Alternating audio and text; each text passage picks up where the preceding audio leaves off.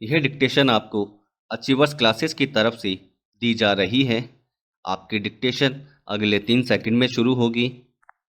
3, 2, 1 start.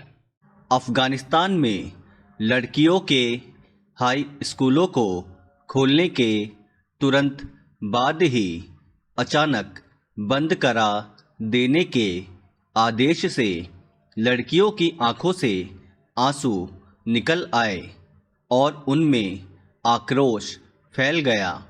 School पिछले 7 महीनों में पहली बार खुले थे, लेकिन न तो नीतियों में ठोस बदलाव हुआ और न ही राजनीतिक प्रक्रिया हुई।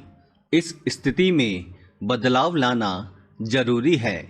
संयुक्त राष्ट्र प्रतिज्ञा सम्मेलन में अफगानी लड़कियों को स्कूल जाने की अनुमति देने के अपने वादे से मुकरने के बाद तालिबान की आलोचना तो की गई, लेकिन ऐसी कोई रेड लाइन तय नहीं की गई कि तालिबान किस तारीख से विद्यालयों को खोलेगा और हर अफगान लड़की के शिक्षा अधिकार को बहाल करेगा जिसकी वह हकदार है।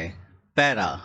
अंतर्राष्ट्रीय समुदाय की तालिबान के साथ निरंतर सहभागिता के लिए ये पूर्व शर्तें होनी चाहिए। तालिबान को लड़कियों की शिक्षा को सौदेबाजी के रूप में उपयोग करने की अनुमति नहीं दी जानी चाहिए। तालिबान के फैसले पर जो प्रतिक्रिया हुई है उसका असर जोरदार और प्रभावशाली होना चाहिए, लेकिन अफगान नागरिक शिकार न बने। तालिबानी नेताओं को अंतर्राष्ट्रीय यात्रा की मंजूरी और तालिबान की वित्तीय संपत्तियों तक पहुंच को प्रतिबंधित करने के लिए अमेरिका को इस क्षेत्र की सरकारों के साथ अपने प्रभाव का इस्तेमाल करना चाहिए। अमेरिका समेत क्षेत्र के अन्य देशों को तालिबान के साथ अपनी कूटनीतिक और आर्थिक वार्ता में लड़कियों की शिक्षा, महिला रोजगार और अफगान महिलाओं के मौलिक अधिकारों जैसे मुद्दों को शामिल करना चाहिए। यह भी चेतावनी देनी चाहिए कि यदि वह शिष्टता और बराबरी का व्यवहार चाहता है तो ये मुद्दे महत्वपूर्ण हैं। पैरा। तालिबान अंतर्राष्ट्रीय वैधता हासिल करने के लिए काफ़ी व्यग्र है, लेकिन इस फैसले से अफगानिस्तान में सरकार के रूप में उसके कर्तव्यों और दायित्व का भी उल्लंघन होता है, जिसमें महिलाओं के खिलाफ सभी तरह का भेदभाव खत्म करने, आर्थिक, सामाजिक और सांस्कृतिक अधिकारों पर अंतर्राष्ट्रीय स्वीकृति शामिल है।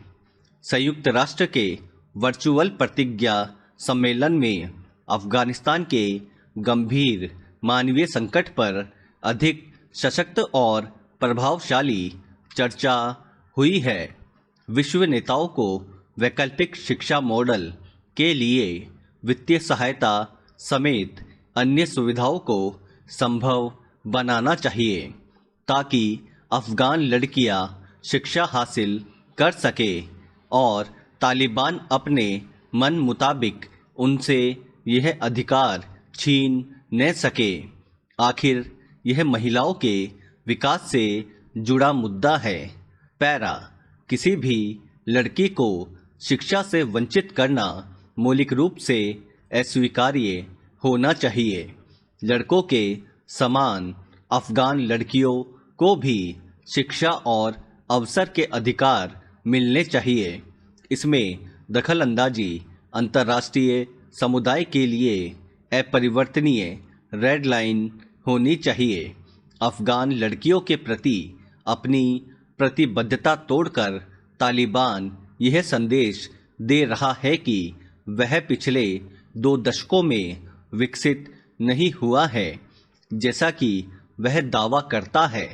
तालिबान को उसका फैसला पलटने के लिए राजी करना क्षेत्रीय और अंतर्राष्ट्रीय सुरक्षा के लिए भी जरूरी है, क्योंकि लड़कियों की शिक्षा न केवल साक्षरता और प्रोफेशनल दक्षता के लिहाज से बल्कि गतिशीलता, सहिष्णुता, विवाद समाधान और बुनियादी मौलिक अधिकारों के लिए भी आवश्यक है।